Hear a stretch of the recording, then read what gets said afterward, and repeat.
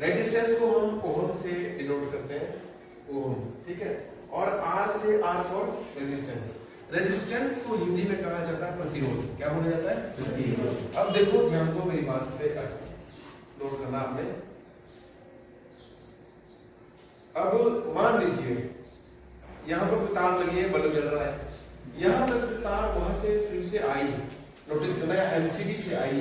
Example के लिए मान लो बाहर से हमने वोल्टेज भेजी, एग्जांपल के लिए, या करंट भेजा, ठीक है, मान लो इलेक्ट्रिकल पावर भेजी, ज्यूम कर लो 50 की, कितने की भेजी? 50, फॉर एग्जांपल के लिए, ठीक है, 50 की पावर भेजी, ठीक है ना।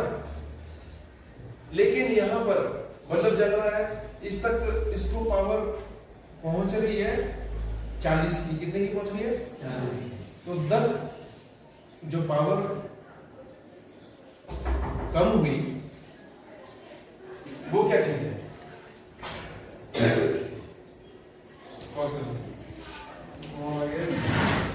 जो मैं बता रहा था कि 50 की पावर भेजी, 50 में से 40 पहुंची, 10 नहीं पहुंची, 10 पावर लॉस हो गया यार, आई की वो होता है रेजिस्टेंस। क्या होता है? प्रतिरोध। भेजी तो मैंने ज्यादा थी लेकिन वहां पहुंची कम, 100 भेजी थी 50 पहुंची, 100 भेजी थी कुछ भी नहीं पहुंचा, होता है रेजिस्टेंस।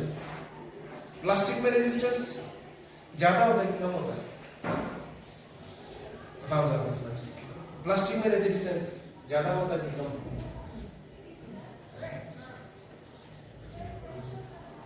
ज्यादा होता है उसमें रेजिस्टेंस। तुम लोग ध्यान दो, पुराना पढ़ा गया, जब पढ़ा रहे होते उसको ध्यान दो। रेजिस्टेंस मतलब प्रतिरोध। प्लास्टिक में प्रतिरोध इसलिए ज्यादा होता है क्योंकि हमें उसमें करंट नहीं लगता है, उसमें करंट प्रवाहित ही नहीं होता। प्लास्टिक में, रबड़ में, इस चीज का ध्यान रखना, प्लास्टिक और रबड़ में करंट फ्लो होता ही नहीं है। जितने भी आपके सेमीकंडक्टर्स, कंडक्टर्स बने होते हैं या फिर कोई इलेक्ट्रिकल पार्ट्स बने होते हैं, उनको कवर करने के लिए प्लास्टिक बॉडी मोस्टली प्रेफर की जाती है। क्यों? क्योंकि उसमें करंट नहीं लगता है, समझ गए?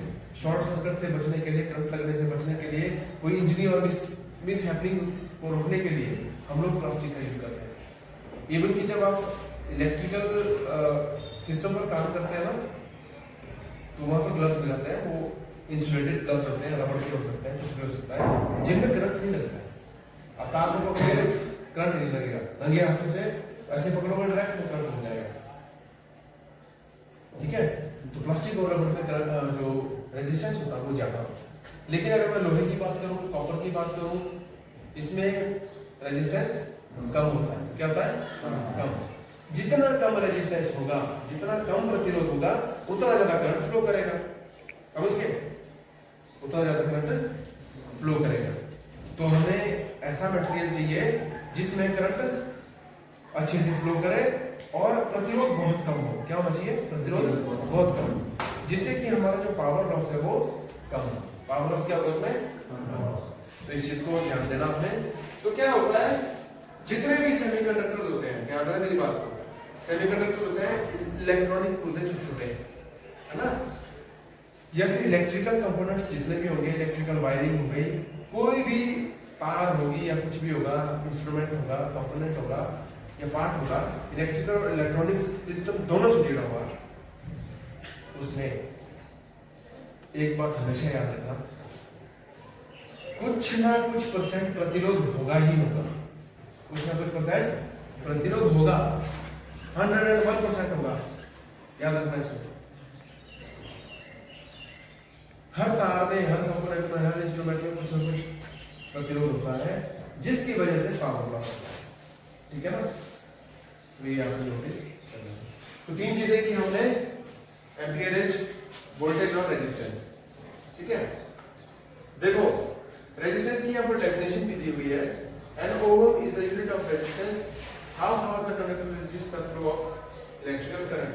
ये बोलता है कि कोई भी कंडक्टर होगा, वो कितना ज्यादा प्रतिरोध करंट के प्रभाव पर डालता है, समझ रहे? मान लो मैं किसी चीज से, किसी इंस्ट्रूमेंट से करंट भेज रहा हूँ, तो वो कितना ज्यादा करंट को प्रतिरोध कर रहा है, उसको बोला जाता है रेजिस्टेंस।